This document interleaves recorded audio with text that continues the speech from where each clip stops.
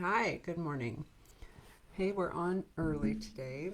I have an appointment, so we're starting here at 7 instead of 7:30. I hope everybody got the memo. And today is our 74th day. It's February 27th, 2025, in the Minor Prophets in the Passion Translation. And good morning, welcome. We are in the book of Zechariah. Yesterday we read chapter 1, and today we'll be in chapter 2. We're in the middle of Zechariah's 8 visions. And this has to be, for sure, one of my favorite minor prophets. We're almost done with the book of the 12 minor prophets, and Zechariah really has my attention. It's just encouraging and full of wonder, full of messianic promise. And so I'm excited to be able to study this with you and to walk with you through the Bible like this, and to encounter Jesus in the Old Testament is just phenomenal. So life-giving. So today we're on page 385, and we'll be on the third vision. And the third vision is entitled The Measuring Man. And we're starting here in chapter 2.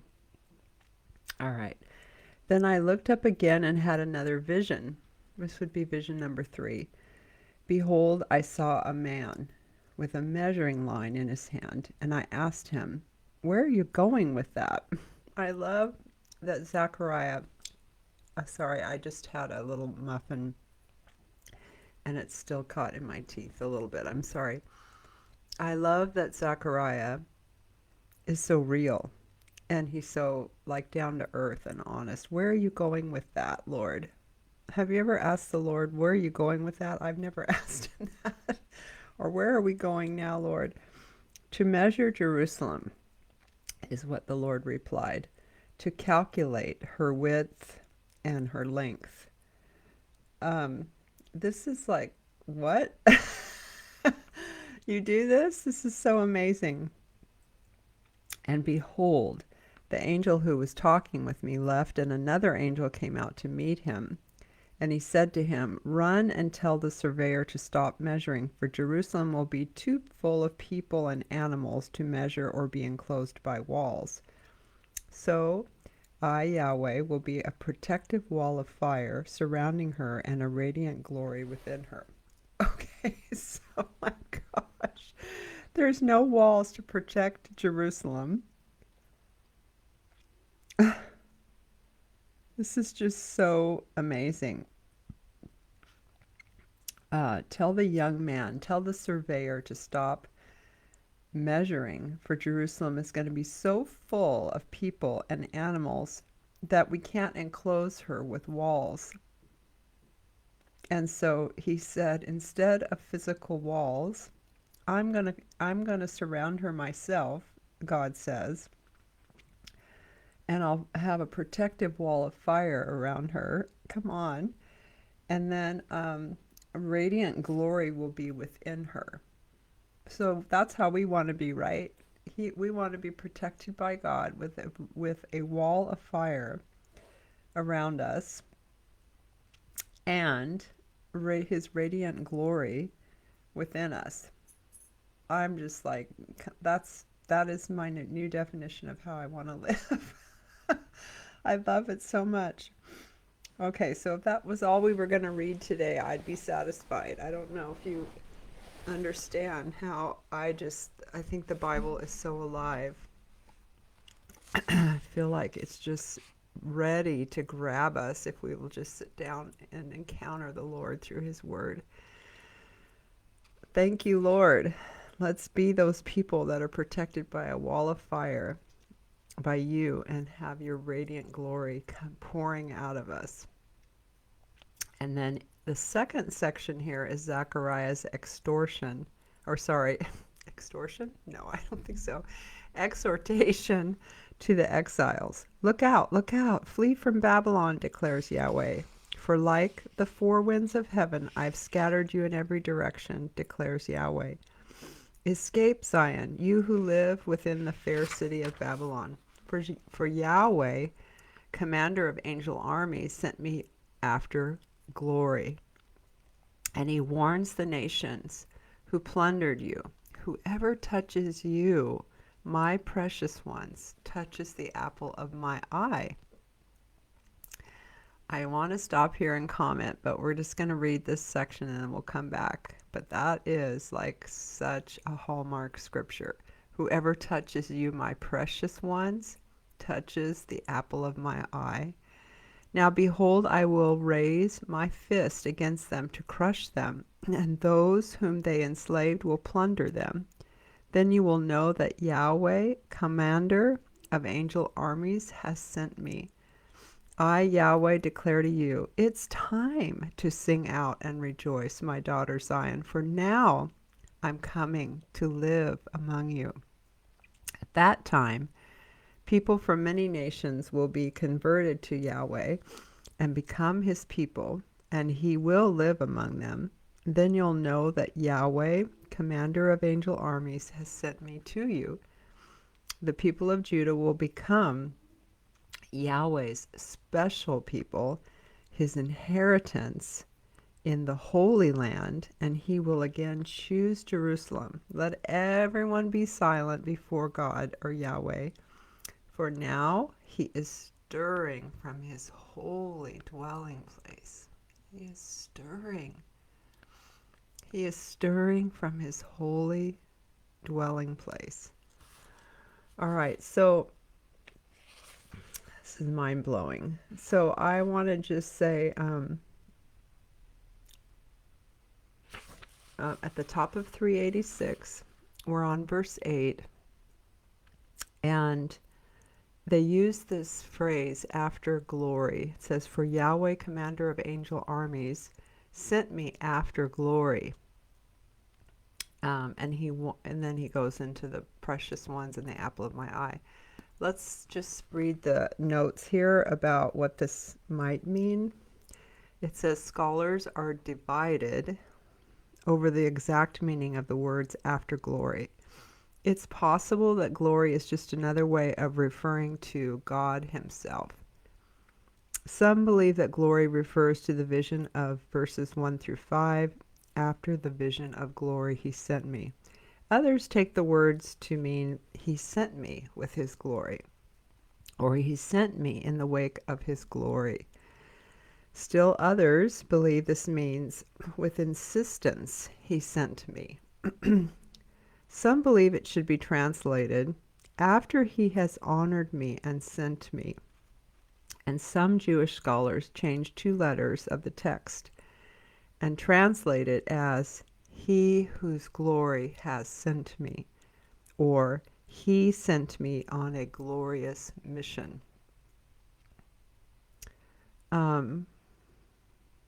So my take, just from reading it, here in the text, Yahweh, commander of angel armies, sent me after glory. I just think he's going after the things and the glory of God.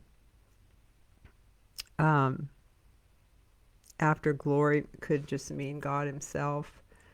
I mean, we don't want to try to take the glory of the Lord, but we can live in his glory. We can live in, like it says here, in the wake of his glory. We can surround ourselves with his glory, but we don't call it our own. It's his. And so, right, he gets all the glory. And then also, this whole phrase about touching the apple of my eye. Ishon, the Hebrew phrase, refers to the pupil or the dark area of the eye. However, etymologists see it as a diminutive form of man, which could then be translated the little man of the eye, or using anthropomorphistic language, when God looks at his people, they become the reflection in his eye. That is a beautiful picture. Can you just close your eyes and think about how as God is gazing down on us, there's a reflection of us seen in his eye, like a little picture of your face and my face seen in his eye. And we are the apple. We become the apple of his eye as we are the reflection, and that picture of us is kind of just right there in the eyeball. That is so beautiful. Wow. And then this phrase in verse 12 says that the people of Judah will become Yahweh's special people, his inheritance in the Holy Land, and he will again choose Jerusalem. That word, the phrase Holy Land, it's the only place apparently in the Old Testament where you see these two words together, Holy Land. It's kind of surprising to me because whenever we refer to Israel, we refer to it as the Holy Land. And I have to look this up to verify this, that this is the only place that Israel is called the Holy Land in the Old Testament. Although the notion of Israel and Judah as a holy land or nation belonging to God is a common theme, it's the only place apparently that where these words are fashioned together to describe Israel. So that's kind of news to me. Okay, so that is this short little chapter, Zechariah 2. And we're actually done for today. I don't have any friends on here right now, I think because we're on too early and people don't realize what's happening. I apologize for that. But I do have to go to an appointment, and I just want to share with you that I've been listening to a podcast, if you're interested in this at all, that is just amazing. I highly recommend it. So it would be found on YouTube, and it is Rita Springer, who's a worship leader, interviewing Joshua Silverberg, who is a musician and a songwriter and a producer, but and Rita Springer is, a prolific songwriter.